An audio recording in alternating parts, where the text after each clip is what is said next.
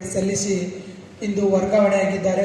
ಅಲ್ಲಿಯೂ ಕೂಡ ಇದೇ ರೀತಿ ತಮ್ಮ ಸೇವೆಯ ಅಜರಾಮರವಾಗಿರಲೆಂದು ಸರ್ ಅವರಲ್ಲಿ ವಿನಂತಿಸಿಕೊಳ್ಳುತ್ತೇನೆ.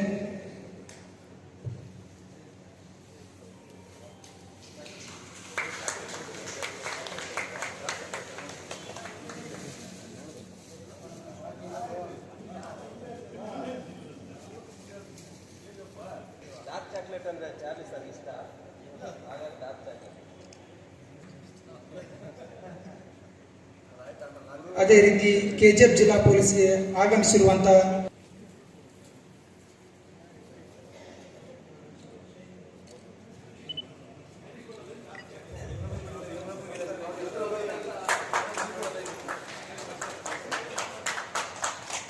ಅದೇ ರೀತಿಯಾಗಿ ಶ್ರೀ ರವಿಕುಮಾರ್ ಸಿಪಿಐ ಬಂಗಾರಪೇಟೆ ಇರುತ್ತ ಸರ್ ಅವರನ್ನು ಕೂಡ ಸನ್ಮಾನ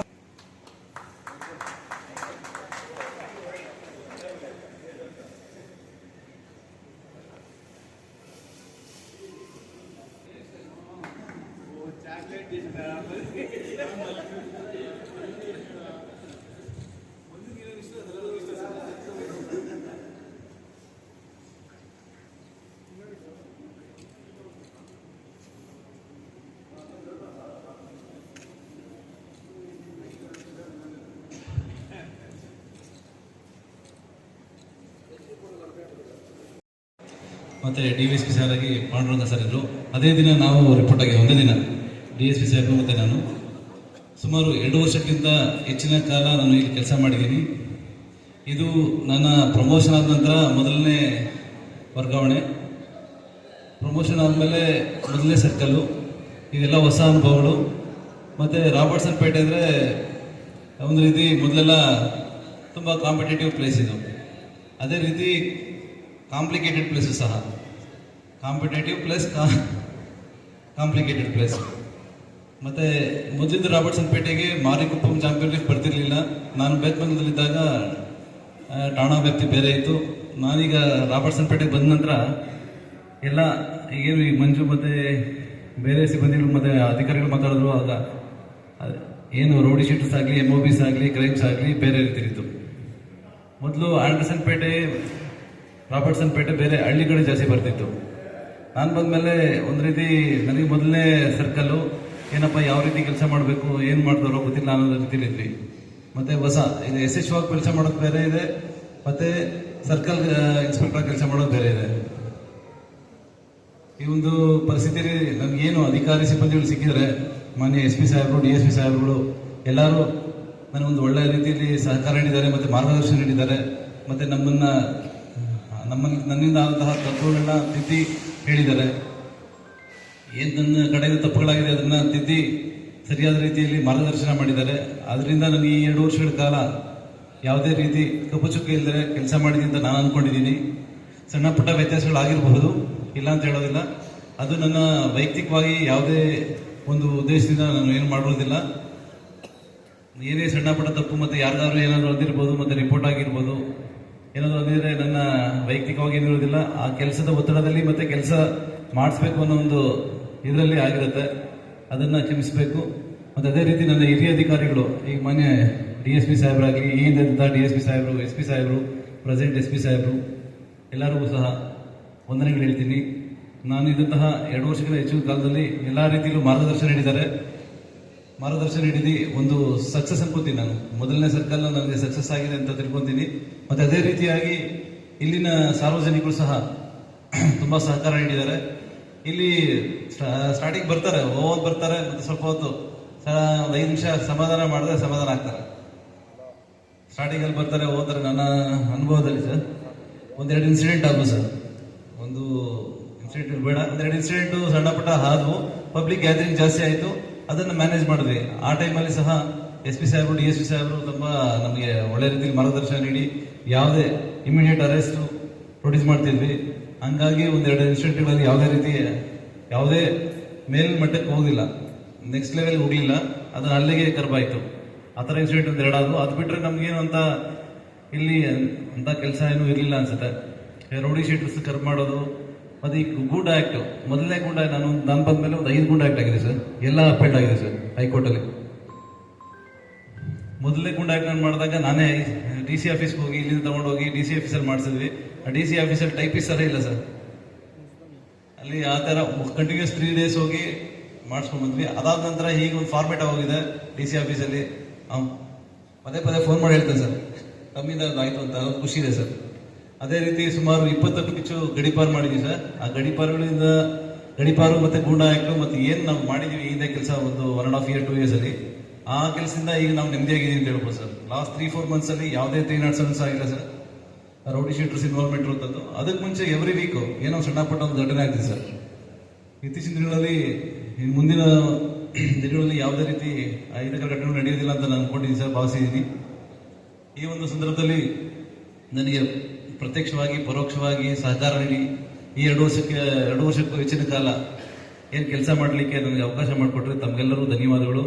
ಅದೇ ರೀತಿ ಮಾಧ್ಯಮ ಮಿತ್ರರು ಸಹ ನಮ್ಮಲ್ಲಿ ಆದಂತಹ ಕೆಲವರು ಇದ್ದಾರೆ, ಹೆಸರುಗಳು ಹೇಳೋದಿಲ್ಲ, ಕೆಲವರೆಲ್ಲ ನಮಗೆ ಹೇಳ್ತಿದ್ರು ಸರ್ ಅಲ್ಲೇನೋ ಆಗ್ತಿದೆ ಅಂತ ನೋಡಿ ಸರ್, ಇಲ್ಲೇನೋ ಆಗ್ತಿದೆ ನೋಡಿ ಸರ್ ಅಂತ ಫಸ್ಟಾಗಿ ಇಂಟು ಕೊಡ್ತಿದ್ರು.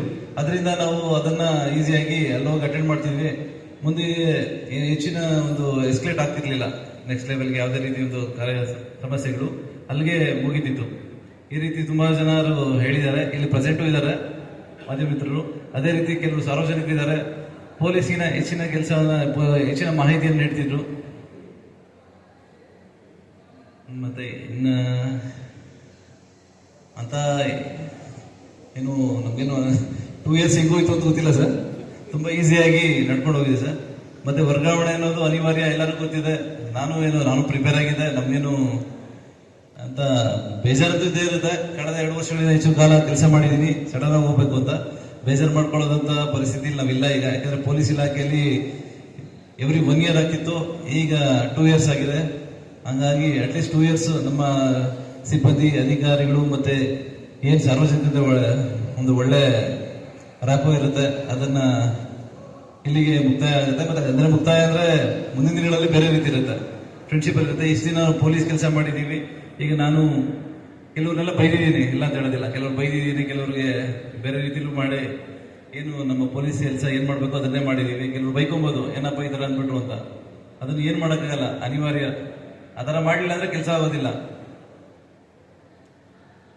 ನನ್ನ ಕಡೆಯಿಂದ ಏನೇ ತಪ್ಪಾಗಿದ್ರು ಈ ದಿನ ನನ್ನ ಕ್ಷಮಿಸ್ತೀರಾ ಅಂತ ನಾನು ಭಾವಿಸ್ತಾ, ಈ ಒಂದು ಬೀಳ್ಕೊಡೆ ಕಾರ್ಯಕ್ರಮವನ್ನು ಇಷ್ಟು ಸುಂದರವಾಗಿ ಆಯೋಜನೆ ಮಾಡಿದ ಎಲ್ಲ ಅಧಿಕಾರಿ ಸಿಬ್ಬಂದಿಗಳು ಮತ್ತೆ ನಮ್ಮ ಸಾರ್ವಜನಿಕರಿಗೆ ತುಂಬ ಹೃದಯ ಧನ್ಯವಾದಗಳು. Thank you sir. ಅವರು ಸಹ ಇದೇ ರೀತಿ ಕೆಲಸ ಮುಂದುವರಿಸ್ಕೊಂಡು ಹೋಗ್ತಾರೆ ಅಂತ ಆಶಿಸ್ತಾ ನಾನು 2 ಮಾತುಗಳು ಮುಗಿಸ್ತೀನಿ. ನಮಸ್ಕಾರ. PSI ರವರೇ, ಸಿಬ್ಬಂದಿ ಸಹೋದ್ಯೋಗಿ ಮಿತ್ರರೇ, ಮಾಧ್ಯಮ ಮಿತ್ರರೇ ಹಾಗೂ ಸಾರ್ವಜನಿಕ ಬಂಧುಗಳು, ಎಲ್ಲ ನವೀನ್ ಎಲ್ಲ ಕವರ್ ಮಾಡಿಬಿಟ್ಟಿದ್ದಾರೆ. ಮತ್ತು ಎಲ್ಲ ಅನಿಸಿಕೆಗಳು ಎಲ್ಲರೂ ಹೇಳ್ಬಿಟ್ಟಿದ್ದೀರ. ನಾನು ಕೂಡ ಹೊಸದಾಗಿ ಬಂದಿದ್ದೀನಿ, ಮಾತಾಡೋದಕ್ಕೆ ಎಕ್ಸ್ಪೀರಿಯನ್ಸು ಇಲ್ಲಿ ಲೋಕಲ್ ಎಕ್ಸ್ಪೀರಿಯನ್ಸು ಏನು ನನಗಿಲ್ಲ. ಆದರೂ ಕೂಡ ಏನು ಒಂದು ಈ ವೇದಿಕೆಯ ಒಂದು ಇದನ್ನ ಗಮನದಲ್ಲಿಟ್ಕೊಂಡು ನವೀನ್ರವರಿಗೆ ಎಲ್ಲರೂ ಮಾತಾಡಿ ಒಳ್ಳೆ ವಿಶೇಷ ಮಾಡಿದ್ದೀರ. ನನ್ನ ವೈಯಕ್ತಿಕವಾಗಿ ನಾನು ನವೀನ್ರವರಿಗೆ ಅವರ ವೃತ್ತಿ ಜೀವನದಲ್ಲಿ ಹಾಗೂ ಅವರ ವೈಯಕ್ತಿಕ ಜೀವನದಲ್ಲಿ ಭಗವಂತ ಎಲ್ಲ ರೀತಿಯ ಆರೋಗ್ಯ ಮತ್ತು ಯಶಸ್ಸನ್ನು ಕೊಡಲಿ ಅಂತ ಕೇಳ್ಕೊತೀನಿ. ಮತ್ತು ಇಲ್ಲಿವರೆಗೆ ಏನು ಒಂದು ಅವ್ರು ಮಾತಾಡಬೇಕಿದ್ರೆ ಕೆಲವೊಂದು ಫೀಲ್ ಮಾಡಿಕೊಂಡ್ರು. ನಮ್ಮ ಡಿಪಾರ್ಟ್ಮೆಂಟಲ್ಲೇ ಇದೊಂದು, ಬಟ್ ಅದು ನಮ್ಮ ಬರ್ಡನ್ ಅಲ್ಲ, ಅದು ನಮ್ಮ ಒಂದು ಪುಣ್ಯದ ಕೆಲಸ ಅಂತ ಸರ್ವಿಸ್ ಮೈಂಡಲ್ಲಿ ನಮಗೊಂದು ಅವಕಾಶ ಇದೆ. ಮತ್ತೆ ನಮ್ಮ ಡಿಪಾರ್ಟ್ಮೆಂಟಲ್ಲಿ ಮೊದಲಿಂದ ಅದು ಬೆಳ್ಕೊಂಡು ಬಂದಿದೆ. ಅದನ್ನ ಗಮನದಲ್ಲಿ ಇಟ್ಕೊಂಡು ಎಲ್ಲ ಸಿಬ್ಬಂದಿಯವರು, ಎಲ್ಲ ಅಧಿಕಾರಿಗಳು ಅವರವರ ಹಂತದಲ್ಲಿ, ಮಾರ್ಕೊಂಡಯ್ಯ ಸಾಹೇಬರು ಕೂಡ ಹೇಳ್ತಾ ಇದ್ರು, ನಾವು ಈ ತರ ಒಂದು ಕೋಆಪರೇಷನ್ ಚೆನ್ನಾಗಿತ್ತು, ನಾವು ಅವರು ನವೀನ್ ಅವರು ಈ ಕಡೆಯಿಂದ ಇದು ಮಾಡಿದ್ರೆ ನಾವು ಬೇರೆ ಇದರಿಂದ ಇದು ಮಾಡಿಕೊಂಡು ಒಂದು ಕೋಆಪರೇಷನ್ ಅಲ್ಲಿ ಒಳ್ಳೊಳ್ಳೆ ಕೆಲಸ ಮಾಡಿದೀವಿ ಅಂತ. ಇದಾಗಬೇಕು ಕೋಆಪರೇಷನ್ ಬಿಟ್ವೀನ್ ಏನು ಒಂದು ಅಧಿಕಾರಿ ಸಿಬ್ಬಂದಿಯವರ ನಡುವೆ, ಪಬ್ಲಿಕ್ ಮತ್ತೆ ಪೊಲೀಸರ ನಡುವೆ, ಅಧಿಕಾರಿಗಳ ನಡುವೆ ಕೋಆಪರೇಷನ್ ಇದ್ದಾಗಲೇ ಒಂದು ಒಳ್ಳೆ ರಿಸಲ್ಟ್ ಬರೋದು. ಅದರಿಂದ ನಾವು ಒಂದು ಒಳ್ಳೆ ಸರ್ವಿಸ್ ಅನ್ನ ಜನಕ್ಕೆ ಕೊಡ್ಲಿಕ್ಕೆ ಆಗುವಂಥದ್ದು ಅಂತ ಹೇಳ್ತಾ, ನನಗೂ ಕೂಡ ಎಲ್ಲರ ಕಡೆಯಿಂದ ಒಂದು ಸಹಕಾರ ಸಿಗ್ತದೆ. ನಾವು ಎಲ್ಲ ಒಂದು ಒಳ್ಳೆ ಸರ್ವಿಸ್ ಅನ್ನ ಜನಕ್ಕೆ ಕೊಡೋಣ ಅಂತ. ಅಲ್ಟಿಮೇಟ್ಲಿ ಫೈನಲ್ ಆಗಿ ನಮ್ದು ಇರೋದೇ ಅದು, ಒಂದು ಒಳ್ಳೆ ಸರ್ವಿಸ್ ಕೊಡಬೇಕು ಜನಕ್ಕೆ ಅನ್ನುವಂಥದ್ದು, ಒಂದು ಒಳ್ಳೆ ಸರ್ವಿಸ್ ಕೊಡೋಣ ಅಂತ ಆಶಿಸುತ್ತಾ ಮತ್ತೊಮ್ಮೆ ಈ ಒಂದು ಕಾರ್ಯಕ್ರಮ ಅವಧಿನಲ್ಲಿ ನಾವು ಏನ್ ಕೆಲಸ ಮಾಡ್ತೀವಿ ಅನ್ನೋದು ಬಹಳ ಬಹಳ ಇಂಪಾರ್ಟೆಂಟ್. ಇಡೀ ಕರ್ನಾಟಕ ರಾಜ್ಯದಲ್ಲಿ 2 ಕಾನ್ಸ್ಟಿಟ್ಯೂನ್ಸಿಗೆ ಒಂದು SP ಅನ್ನು ಕೊಟ್ಟಿರೋದು, ಅವರ ಇದರಲ್ಲೇ ಒಂದು DSP ಕೊಟ್ಟಿರ್ತಕ್ಕಂಥ ವಿಶೇಷ ಜಿಲ್ಲೆ ನಮ್ಮ KGF ಜಿಲ್ಲೆ. ಈ ಜಿಲ್ಲೆಯಲ್ಲಿ ಕೆಲಸ ಮಾಡ್ತಕ್ಕಂಥ ಎಲ್ಲ ಅಧಿಕಾರಿಗಳು ಮೈಕ್ರೋ ಅಬ್ಸರ್ವರ್ ಇರ್ತಾರೆ. ಯಾಕಂದ್ರೆ ಒಬ್ಬರು SP ಸಾಹೇಬ್ ಇರ್ತಾರೆ, 2 ತಾಲೂಕು ಇರ್ತದೆ, DSP ಅವರು ಸ್ಕ್ರೂಟ್ನಿಯಲ್ಲಿ ಇರ್ತಾರೆ. ಯಾರು ಇಲ್ಲಿ ಸರಿಯಾಗಿ ಕೆಲಸ ಮಾಡಿ ಹೋಗ್ತಾರೋ ಯಾವುದೇ ಜಿಲ್ಲೆಗೆ ಟ್ರಾನ್ಸ್ಫರ್ ಹೋಗೋದು ಚೆಂದ ಕೆಲಸ ಮಾಡ್ತಾರೆ ನನ್ನ ತಿಳಿದಾಗ. ಯಾಕಂದ್ರೆ ಅದರಲ್ಲೂ ಎಸ್ಪೆಷಲಿ ರಾಬರ್ಟ್ಸನ್ ಪೇಟೆ ಅಂದ್ರೆ SP ಸಾಹೇಬ್ರ ಆಫೀಸ್ಗೆ ಅಟ್ಯಾಚ್ ಇರ್ತದೆ. ಯಾವಾಗಲೂ ಕಿರಿಕಿರಿ ಇರ್ತಕ್ಕಂಥ ಸ್ಟೇಷನ್ ಸರ್ಕಲ್. ಪ್ರತಿಯೊಂದು ಅರ್ಜಿಗಳೆಲ್ಲ ರಾಬರ್ಟ್ಸನ್ ಪೇಟೆ. ಯಾಕಂದ್ರೆ ನನ್ನ ಅನುಭವದಲ್ಲಿ ಹೇಳ್ಬೇಕಾದ್ರೆ SP ಸಾಹೇಬ್ರಿಗೆ ಹೋಗ್ತದೆ, ಸ್ಟೇಷನ್ಗೆ ಬರ್ತಾವೆಲ್ಲ ಕಂಪ್ಲೇಂಟ್ಸು ಹೆಚ್ಚಾಗಿ SP ಆಫೀಸ್ಗೆ ಹೋಗ್ತವೆ. ಸೊ ಹಾಗಾಗಿ SP ಸಾಹೇಬರ ಸ್ಕ್ರೂಟ್ನಿಯಲ್ಲಿ ಇರ್ತಕ್ಕಂಥ ಒಂದು ಸರ್ಕಲ್ ಸ್ಟೇಷನ್. ಅಲ್ಲಿ 2 ವರ್ಷಗಳ ಕಾಲ ಅನಿಲ್ ಅವರು ಕೆಲಸ ಮಾಡಿದ್ದಾರೆ. ಈ ಒಂದು ಅನುಭವ ಏನಿದೆ ಅನಿಲ್, ನೀವು ನಿಮ್ಮ ಜೀವನ ಪೂರ್ತಿಯಲ್ಲೂ ಕೂಡ ಒಬ್ಬ ಇನ್ಸ್ಪೆಕ್ಟರ್ ಆಗಿ 5 ವರ್ಷ ಬೇರೆ ಸರ್ಕಲ್ ಅಲ್ಲಿ ಮಾಡೋದು ಒಂದೇ, ರಾಬರ್ಟ್ಸನ್ ಸರ್ಕಲ್ 2 ವರ್ಷ ಮಾಡೋದು ನವೀನ್ ಸೊ 2 ಸರ್ಕಲ್ ಮಾಡೋದು ಒಂದೇ. ಅಷ್ಟು ಅನುಭವವನ್ನು ನೀವು ಕಟ್ತದೆ. ನಾನು ನವೀನನ್ನ ಈ ಬೇತ್ಮಂಗಲದಲ್ಲಿ ಸಬ್ ಇನ್ಸ್ಪೆಕ್ಟರ್ ಆಗಿದ್ದಾಗ ನೋಡಿದ್ದೀನಿ. ಅದ್ರ ಜೊತೆಗೆ ಬಾಗಿಪಲ್ಲಿಯಲ್ಲಿ ಒಳ್ಳೆ ಹೆಸರಿದೆ, ಸಬ್ ಇನ್ಸ್ಪೆಕ್ಟರ್ ಆಗಿ ಕೆಲಸ ಮಾಡಿದ್ದಾನೆ, ಶಿಡ್ಲಘಟ್ಟದಲ್ಲಿ ಕೆಲಸ ಮಾಡಿದ್ದಾನೆ, ಪ್ರಮೋಷನ್ ಆದ್ಮೇಲೆ ಕೋಲಾರದಲ್ಲಿ ಕೆಲಸ ಮಾಡಿದ್ದಾನೆ. ಸೊ ನನಗೂ ಅಷ್ಟೇ ಈ ಬಂಗಾರಪೇಟೆ ಹಿಂದೆ ಸಬ್ ಇನ್ಸ್ಪೆಕ್ಟರ್ ಆಗಿ ಕೆಲಸ ಮಾಡಿದ್ದೀನಿ. ಸೊ ಒಂದು ಒಳ್ಳೆ ಅನುಭವವನ್ನ ಈ KGF ಮತ್ತೆ ಬಂಗಾರಪೇಟೆ ನಮಗೆ ಕೊಟ್ಟಿದೆ. ಇನ್ನು ಅನಿಲ್ ನನ್ನ ಬ್ಯಾಚ್ಮೆಂಟು, ಅವನ ಜೊತೆ ನಾನು ಕೆಲಸ ಮಾಡದೇ ಇರ್ಬೋದು, ಸ್ವಲ್ಪ ಲೋಕಾಯುಕ್ತದಲ್ಲಿ ಸ್ವಲ್ಪ ಒಡನಾಡಿ ಆಗಿದ್ವಿ. ಇನ್ನು ನಮ್ಮ KGF ಬಹಳ ಅತಿ ಸೂಕ್ಷ್ಮ. ಇಡೀ ಕರ್ನಾಟಕ ರಾಜ್ಯದಲ್ಲೇ ಪರಿಶಿಷ್ಟ ಜಾತಿಯ ಹೆಚ್ಚು ಜನಸಂಖ್ಯೆಯನ್ನು ಹೊಂದಿರತಕ್ಕಂಥ ತಾಲೂಕು ಇದು KGF. 30 to 35% ಇಲ್ಲಿ SC/ST ಸಮುದಾಯ ಇದೆ. ಹಾಗಾಗಿ ಇದನ್ನ ಸೂಕ್ಷ್ಮ ಪ್ರದೇಶ ಅಂತ ಹೇಳ್ಬಿಟ್ಟು ಬ್ರಿಟಿಷರ ಕಾಲದಿಂದಲೂ ಈ ಸ್ಥಳವನ್ನ ಗಮನಿಸ್ಕೊಂಡು ಬಂದಿದ್ದಾರೆ. ಇಲ್ಲಿರ್ತಕ್ಕಂಥ ಪೊಲೀಸ್ ಅಧಿಕಾರಿಗಳು ಕೂಡ ಎಲ್ಲಾ ರೀತಿಯ ಇಡೀ ರಾಜ್ಯದ ಕೇಂದ್ರದ ಎಲ್ಲ SHRC NHRC ಅಧ್ಯಕ್ಷರೆಲ್ಲ ನಮ್ಮ KGF ಅಲ್ಲಿ ಇದ್ದಾರೆ. ಸೂಕ್ಷ್ಮವಾಗಿರ್ತದೆ, ಪೊಲೀಸ್ ಕೆಲಸ ಅಷ್ಟು ಸುಲಭ ಆಗಿರೋದಿಲ್ಲ. ನಾವೆಲ್ಲ ಕೂಡ ಈ ಏನು ಸಣ್ಣದಾಗಿ ಇಲ್ಲಿಂದ ಹೋಗಿದ್ದಾರೆ ನವೀನ್ ರಾಜಾಗಿ ಅವರ ಅನುಭವಗಳು, ಹೊಸದಾಗಿ ಬರ್ತಾ ಇರ್ತಾರೆ ನಾನು ಮತ್ತು ಅನಿಲ್ ರವರ ಅನುಭವಗಳ ಮೇಲೆ ಈ ನಮ್ಮ KGF ಜಿಲ್ಲೆಯನ್ನ ಒಂದು ಮಾದರಿ ಜಿಲ್ಲೆ ಆಗ್ಬೇಕಾದ್ರೆ ತಮ್ಮೆಲ್ಲರ ಅನುಭವ ಮತ್ತು ನಮ್ಮ ಸಲಹೆಗಳ ಅವಶ್ಯಕತೆ ಅಂತ ಹೇಳ್ತಾ ಈ ಒಂದು 2 ಮಾತುಗಳನ್ನು ಹೇಳಕ್ಕೆ ಅವಕಾಶ ಕೊಟ್ಟ ತಮ್ಮೆಲ್ಲರಿಗೂ ವಹಿಸಿ ನನ್ನ ಮಾತುಗಳನ್ನು ಮುಗಿಸ್ತೇನೆ. ಇನ್ಸ್ಪೆಕ್ಟರ್ ಅವರೇ, ಎಲ್ಲ ಅಧಿಕಾರಿ ಸಿಬ್ಬಂದಿ ವರ್ಗದವರೇ, ಇವತ್ತು ಈ ಒಂದು ಕಾರ್ಯಕ್ರಮ ನಮ್ಮೆಲ್ಲರಿಗೂ ಗೊತ್ತಿದ್ದಂಗೆ ನವೀನ್ ಅವರು ರಾಬರ್ಟ್ಸನ್ ಪೇಟೆ ವೃತ್ತದಲ್ಲಿ ಸುಮಾರು 2 ವರ್ಷ 3 ತಿಂಗಳ ಕಾಲ ಉತ್ತಮ ರೀತಿಯಲ್ಲಿ ಕರ್ತವ್ಯ ನಿರ್ವಹಿಸಿ ಸಿಬ್ಬಂದಿಗಳು ಹಾಗೂ ಸಾರ್ವಜನಿಕರ ಒಂದು ಅಭಿಮಾನವನ್ನು ಪಡೆದು ಇಲ್ಲಿಂದ ವರ್ಗಾವಣೆಯಾಗಿ ಬೆಂಗಳೂರಿಗೆ ವರ್ಗಾವಣೆಯಾಗಿದ್ದಾರೆ. ಅವರಿಗೆ ಇವತ್ತು ನಾಳೆ ಒಂದು 2-3 ದಿನದಲ್ಲಿ ಬೇರೆ ಕಡೆ ಪೋಸ್ಟಿಂಗ್ ಆಗುತ್ತೆ. ಒಳ್ಳೆ ಕಡೆ ಅವರು ಹೋಗ್ತಾ ಇದ್ದಾರೆ. ನವೀನು ನನಗೆ 2010ರಲ್ಲಿ ಅವರು ಗುಲ್ಬರ್ಗದಲ್ಲಿ ಟ್ರೈನಿಂಗ್ ಅಲ್ಲಿ ಲಕ್ಷ್ಮಣ ಅಲ್ಲೇ ನಡೆಸ್ತಾರೆ. ನಾನು ಅಶೋಕ್ ನಗರ ಇನ್ಸ್ಪೆಕ್ಟರ್ ಆಗಿದ್ದಾಗ ಗುಲ್ಬರ್ಗ ಟೌನಲ್ಲಿ ಅಶೋಕ್ ನಗರ ಇನ್ಸ್ಪೆಕ್ಟರ್ ಆಗಿದ್ದೆ. ಅವಾಗ ಹುಡುಗರೆಲ್ಲ ಬರ್ತಾ ಇದ್ರು, 9 ಗಂಟೆ 10 ಗಂಟೆ 11 ಗಂಟೆ ರೋಜ್ ತಿರುಗಾಡ್ತಾ ಇದ್ರು. ಅಲ್ಲಿ ಬಸ್ ಸ್ಟ್ಯಾಂಡ್ ಬಹಳ ಸೂಕ್ಷ್ಮ, ಅಶೋಕ್ ನಗರ ಪೊಲೀಸ್ ಸ್ಟೇಷನ್. ಹಾಗಾಗಿ ಹುಡುಗರೆಲ್ಲ ಬರ್ತಾ ಇದ್ರು. ನಮ್ಮ ಹುಡುಗರಿಗೆ ಯಾವತ್ತು ಎಲ್ಲ ಟ್ರೈನಿಂಗ್ ಅಲ್ಲಿ ಇದ್ರಲ್ಲ, ಎಲ್ಲ ನಮ್ಮ ಕಡೆ ಎಲ್ಲ ಹುಡುಗರೆಲ್ಲ ಬರ್ತಿದ್ರು, ಜಾಸ್ತಿ ಸುಮಾರು ಜನ ಇದ್ರು. IG ಸಾರು ಅಲ್ಲಿ ಇವರು ಕ್ಯಾಂಪಸ್ ಅಲ್ಲೇ ಒಂದು ಕ್ವಾರ್ಟರ್ಸ್ ತಗೊಂಡು ಅಲ್ಲೇ ಸೆಟ್ಲ್ ಆಗಿದ್ರು. ಅಲ್ಲಿ IS ಹತ್ರ ಹೋಗ್ತಾ ಇದ್ವಿ ನಾವು. ಹಂಗಾಗಿ ಆವಾಗ ನಾಗೇನಹಳ್ಳಿ ಸೆಂಟ್ರಿಗೆ ನಮಗೆ ವಿಸಿಟ್ ಮಾಡ್ತಾ ಇದ್ವಿ. ಮತ್ತೆ ಅನಿಲ್, ನಾನು ತುಮಕೂರಲ್ಲಿ ಶಿರಾದಲ್ಲಿ ಇನ್ಸ್ಪೆಕ್ಟರ್ ಆಗಿದ್ದಾಗ ಅನಿಲ್ ಕುಣಿಗಲ್ ಸಬ್ ಡಿವಿಷನಲ್ಲಿ ಕೆಲಸ ಮಾಡಿದ್ರು. ಕ್ರೈಮ್ ಮೀಟಿಂಗ್ ಎಲ್ಲ ಬರ್ತಾ ಇದ್ರು. ಅವಾಗ ಅವತ್ತು ನೋಡಿದ್ದು, ಮೊನ್ನೆ ಅವ್ರು ನಾನು ನೋಡಿದ್ದಿಲ್ಲ, ಬಂದಾಗ ಮೊನ್ನೆ ಪರಿಚಯ ಆಯಿತು. ರವಿ ಅವರಿಗೆ ನಾನು ನೋಡಿಲ್ಲ, ಬೇರೆ ಹೆಸರು ಕೇಳಿದ್ದೆ. ಅವ್ರು ಬಂಗಾರಪೇಟೆಗೆ ಅವರು ಕೂಡ ನಮ್ಮ ಜಿಲ್ಲೆಗೆ ಇಲ್ಲಿ ಎಲ್ಲ ಬಂದಿದ್ದಾರೆ.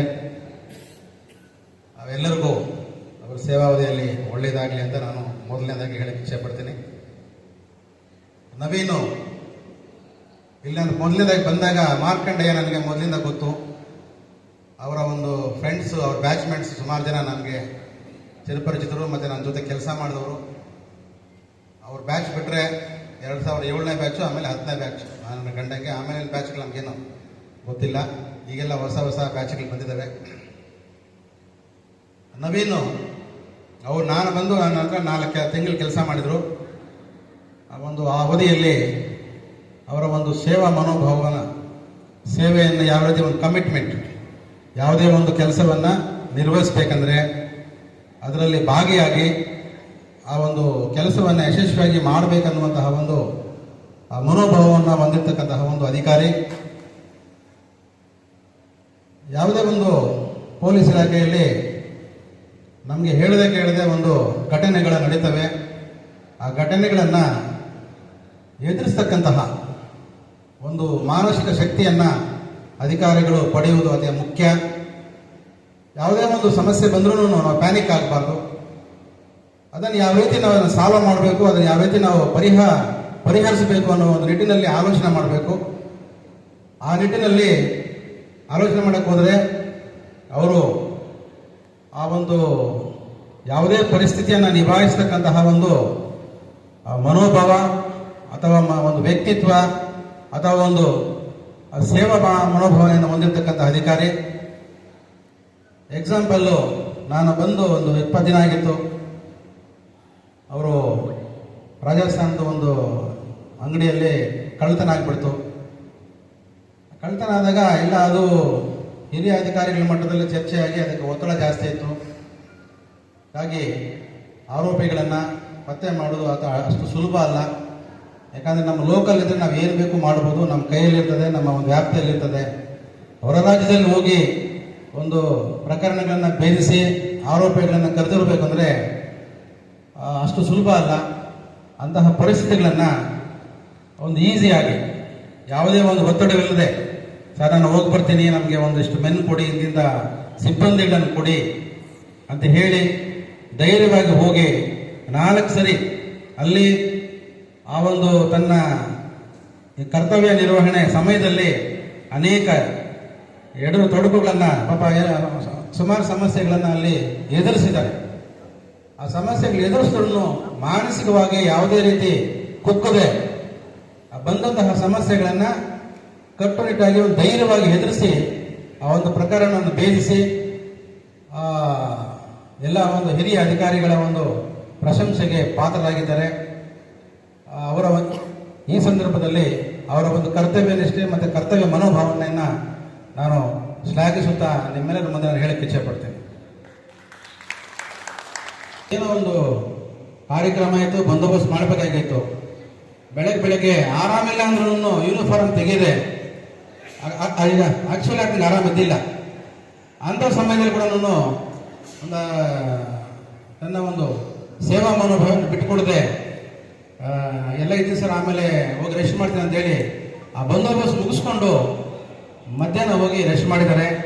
ಹಾಗಾಗಿ ಅಧಿಕಾರಿಗಳು ಅಂತಹ ಒಂದು ಸೇವಾ ಮನೋಭಾವನೆಯನ್ನೆಲ್ಲ ಬೆಳೆಸ್ಕೊಳ್ಬೇಕಂತೇಳಿ ನಾನು ಈ ಸಂದರ್ಭದಲ್ಲಿ ನಿಮ್ಮೆಲ್ಲರಿಗೂ ಹೇಳಕ್ಕೆ ಇಚ್ಛೆಪಡ್ತೀನಿ.